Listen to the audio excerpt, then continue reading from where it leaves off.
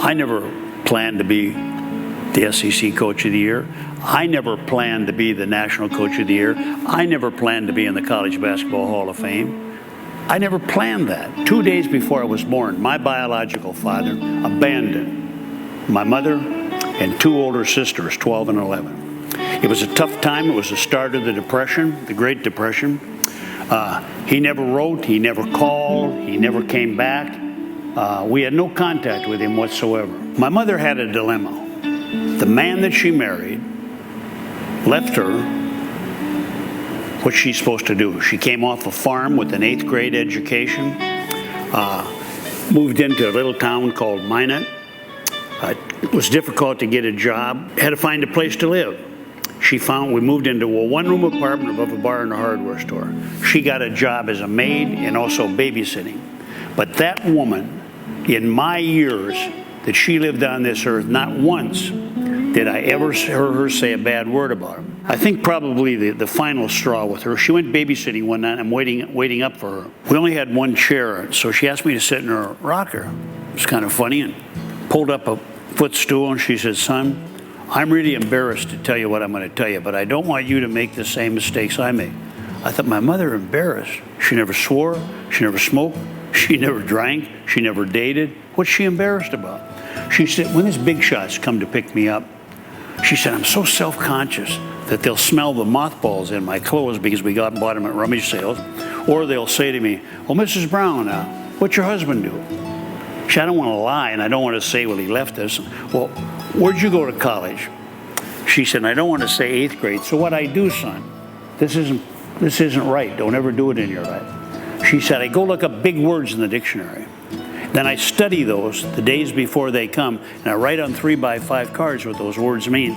So when I get into their automobile to drive to go babysit for their children, she said, I inject these big words trying to make an image. Dale, don't do that. Because if you spend too much time polishing your image, you'll eventually tarnish your character and be an unhappy man. When I got the job at LSU, I didn't want to blow it. I had no credentials. I went to a small teacher's college. I never was a head coach in a major Division I school. So I tried to study the giants of the game in all professions, in music, in business, in coaching, you name it. And they all had the ability to lead without being, if you have to tell everybody you're the leader, you're not the leader. Great leaders don't build pyramids to themselves. Great leaders also, they have no business leading unless they know what servant leadership is. The greatest leader I knew personally was Coach John Wooden. Most Christ-like man I've ever met in my life.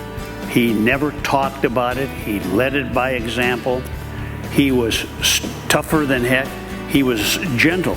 Some of you say to me, I can't believe he can be a coach. He's so gentle. And I said, hold on. The first sign of strength is gentleness. You don't have to grab somebody by the throat or, intimidate him. His intimidation was out of love, and the kids knew it. When I went to recruit, obviously they have to have talent. I don't know if I've ever said this publicly to people.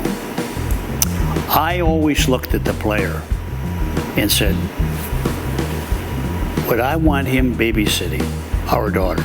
And really, I had phenomenal luck. I mean, was there some kids I had to suspend? Yes. But I never had a punk in 25 years at LSU. I could judge talent and character. The spiritual formation of the family is basically like a team. You don't win your children over by buying them things. You win your children over by listening to them. You don't win your children over with no discipline whatsoever. Tell somebody 6 times that you shouldn't do that, and he does it again. And it goes back again, one word. The most powerful force in the world by far. The only thing more powerful than fear is the boldness of faith and love. If you want to move from victim to victory, take your own shackles off. You don't shackle people, but we become too free, allowing too much stuff. There's no guidelines. You can do that's fine. We don't talk to them about it. That's wrong. We've created our own monster. Now, how do we get out of it? Pretty simple. God first, family, love, faith. Now, those roll off your, are you going to live a perfect life? Hell no. I'm 83 years old. I still am waiting for the day I can go to bed at night. And when I pray, I lived a perfect day. Yeah. I'm trying, but boy, I tell you what, you talk about 83-year-old failure. Here I'm sitting. I haven't done it yet, but I'm trying, and trying is important.